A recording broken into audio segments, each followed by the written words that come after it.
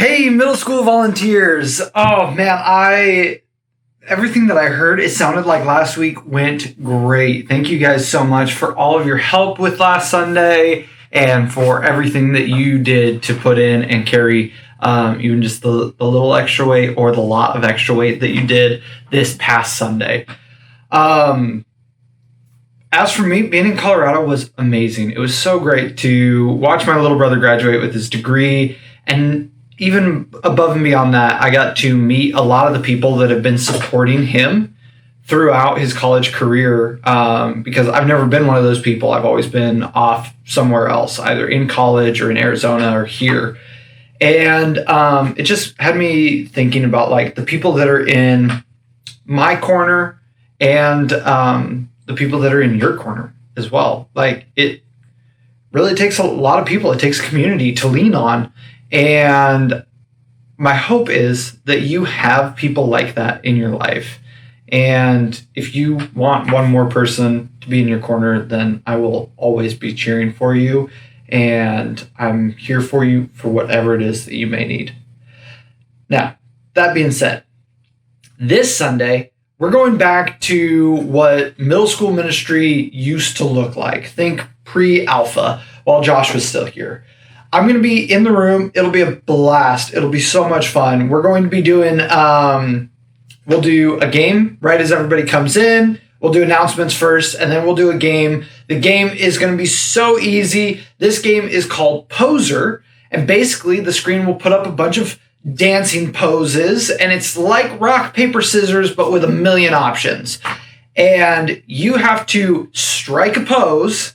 Everybody in the room will be playing this all at once. You strike a pose, and if you strike the wrong pose, then you're out. And eventually it gets down to the point to where only a couple people should be left standing. When you're out, you sit down. The game's super fun. It'll walk everybody through it. It'll be a blast. After that, we're going to do some worship, and Martina's going to be leading us through 2 songs, not 3, and that's important because our message is going to come right after that. And this week, we're really focusing on Daniel chapter 3, and we're going to be talking about the idea that we're never alone. This week, we're going to be hitting that because next week, we're going to be doing kind of a quasi move up Sunday type thing. We're going to be bringing in the 5th graders, the incoming 6th graders for a little bit. Martha and I are working on that. I'll have more information for you on that. And that is not next week. That's June 5th. Because next week is Memorial Day weekend. We're not meeting. That's important to know. So June 5th, we're going to be doing this kind of quasi move up Sunday type thing. And so this week, we're going to be kind of starting the idea that you're not alone. And then on that Sunday, we're going to be really focusing on like church is community. These are the people that you can lean on, depend on, and that will care for you. And I think it'll be really, really good to tie those 2 things together. But with this week, focusing on Daniel chapter 3 with Shadrach, Meshach, and Abednego, and just the fact that when they got tossed into the fire, the darkest, scariest moment in their life, Jesus was in there with them. And maybe it was Jesus, maybe it was just an angel, who knows. But some form of God, if it was God himself or a servant of the Lord, then he was in there with them. And that's so key. I think that'll be something really great to kind of focus in. So I have a small group leader guide. It's in the group chat below. I'll also have printed off versions if you prefer not to be looking at your phone for those. And really the thing that I want you to kind of be thinking about on how to guide your students through this is we're going to be kind of pressing into some more uncomfortable emotions. And so if your group feels like it's going way off course, then this is a week to really kind of let them.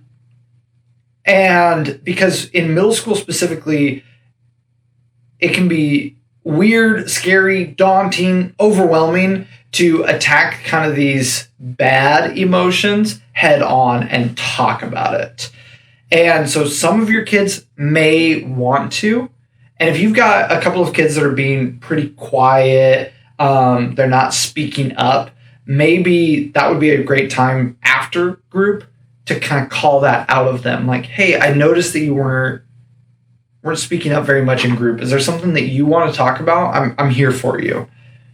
And if your group goes way off the rails and you've got kids that just clearly do not want to talk about like hard stuff, then that's okay. Let this Sunday be a night of community and having fun and just hanging out with each other.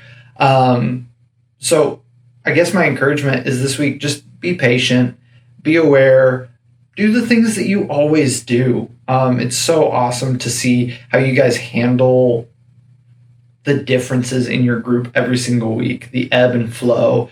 And this week may be one that you'll hit either a really high point and it will be awesome, or it might feel like a bit of a drag this week.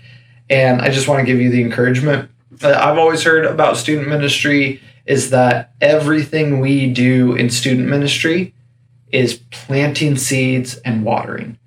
We're constantly putting in the effort, putting in the time, and then we might see some growth, but realistically, most of the time, that growth happens sometime in college, in late high school, and that's when all the lights come on and the student's like, wow, I'm going to give my life to Christ. I'm going to really be all in on this.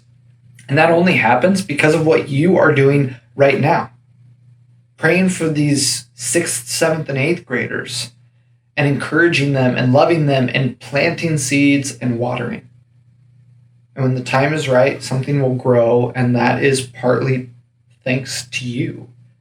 So thank you for everything that you do.